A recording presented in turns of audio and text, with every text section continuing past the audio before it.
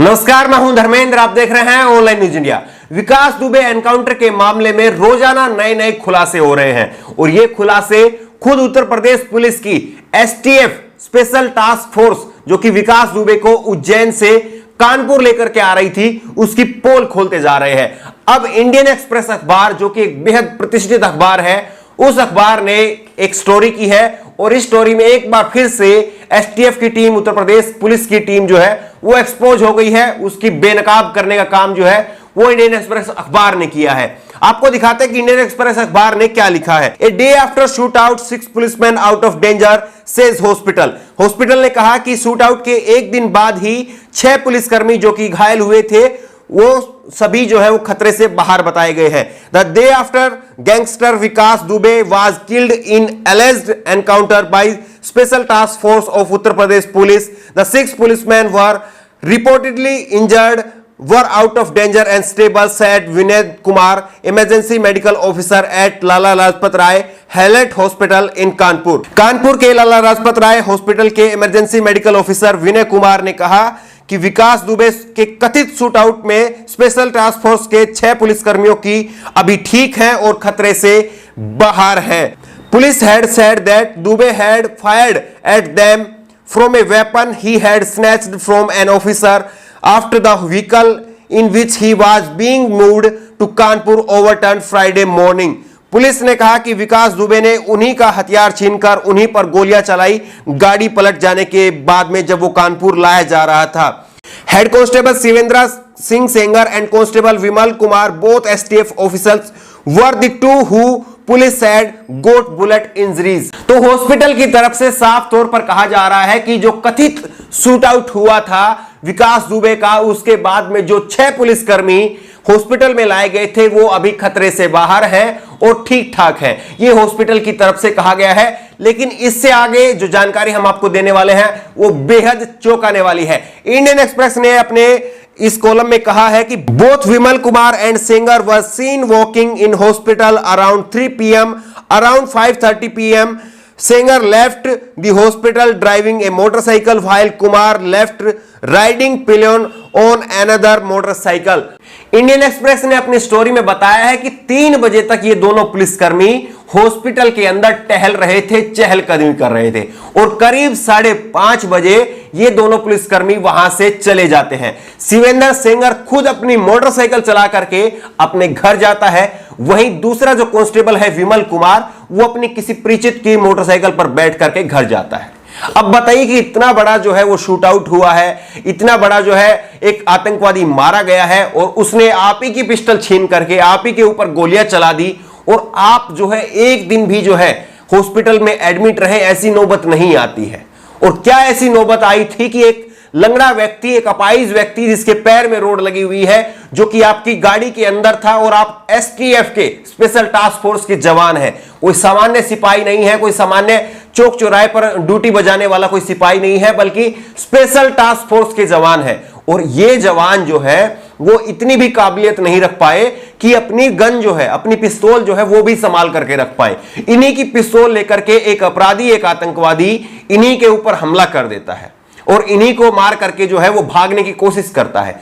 और फिर उसके बाद में ये जो है पुलिसकर्मी हॉस्पिटल के अंदर एडमिट कराए जाते हैं और ये पुलिसकर्मी इतने ज्यादा इंजर्ड हो जाते हैं कि इनको जो है एक दिन के लिए, महज एक दिन के लिए हॉस्पिटल में एडमिट करना पड़ता है। और वो हॉस्पिटल में एडमिट भी जो है वो किस लिए किया होगा वो आप सब जानते हैं। उसके बाद में चौंकाने वाली खबर ये आई थी कि अभी अखबार इंडियन एक्सप्रेस खुद ये दावा कर रहा है कि हॉस्पिटल के तरफ से उनको 6 पुलिसकर्मियों की जानकारी दी गई है। पहले ये 4 पुलिसकर्मी बताए जा रहे थे, उसके बाद में 5 पुलिसकर्मी बताए गए और उसके बाद में अब 6 पुलिसकर्मी बताए जा रहे हैं। बताइए किस तरह से पुलिसकर्मियों की पुलिस जो अधिकारी है उनके बयानों में कितना अंतर है।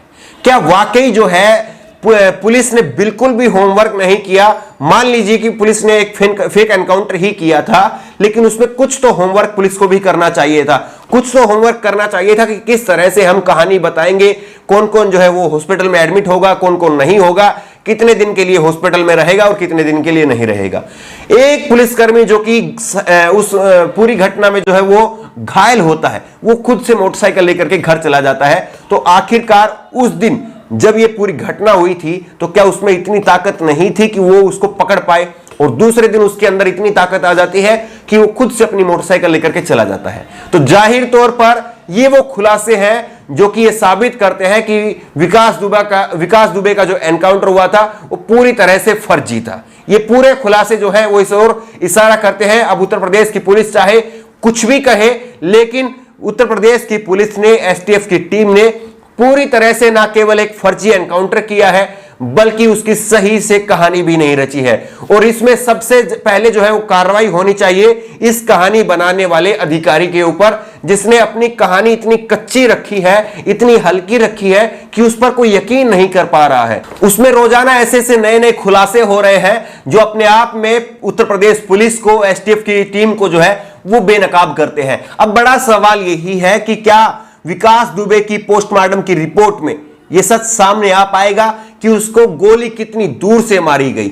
वो गोली मारने से पहले क्या उसकी सांसें वाकई उखड़ रही थी, क्योंकि पुलिस की तरफ से कहा जा रहा है कि वो भाग रहा था। तो अगर वो भाग रहा था तो मरने से पहले जो आरोपी था उसकी सांसें उखड़ रही थी क्या ये सारा सच जो है वो पोस्टमार्टम की रिपोर्ट में सामने आ पाएगा?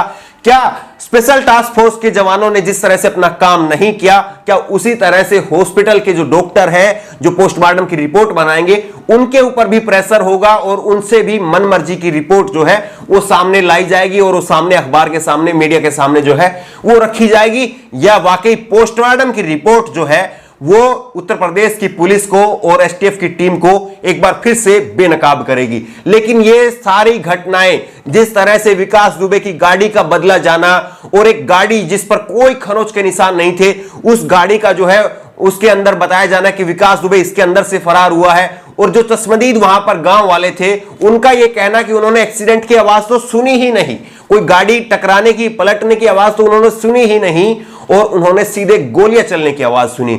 उसके बाद में सड़क के ऊपर कोई टायर के रगड़ने का निशान नहीं है, उसके बाद में सड़क के ऊपर कोई गाड़ी रगड़ने का निशान नहीं है, उसके बाद में जब गाड़ी को ले जाया जाता है तो गाड़ी को इसी तरह से रगड़ते हुए ले जाया जाता है ताकि गाड़ी के ऊपर स्क्रैच के निशान बन जाए।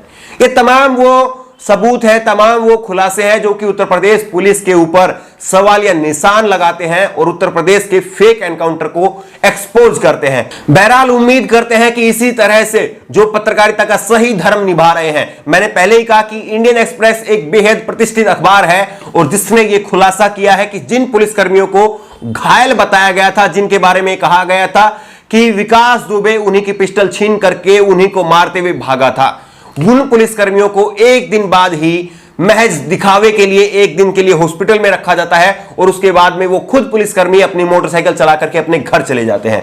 इसी तरह से रोजाना जिस तरह से खुलासे सामने आ रहे हैं, हम आपके सामने खुलासे ये तमाम रखते जाएंगे और उम्मीद करते हैं कि उत्तर प्रदेश की टीम, उत्तर प्रदेश की पुलिस, उत्तर प्रदेश का एसटीएफ की टीम जो है वो इसी तरह से बेनकाब होती रहेगी और इसी तरह से विकास दुबे के फेक एनकाउंटर का सच आप तक पहुंचाते रहेंगे। इस खबर को लेकर के आपकी जो भी राय हो नीचे कमेंट बॉक्स में अपनी राय जरूर दें और इसी तरह की तमाम खबरों के लिए ऑनलाइन न्यूज इंडिया को सब्सक्राइब करें। धन्यवाद। इस खबर को अभी लाइक करें, शेयर करें और ऑनलाइन न्यूज इंडिया की सभी खबरें अपने मोबाइल फोन पर सबसे पहले देखने के लिए अभी चैनल को सब्सक्राइब करें और घंटी जरूर दबाएं।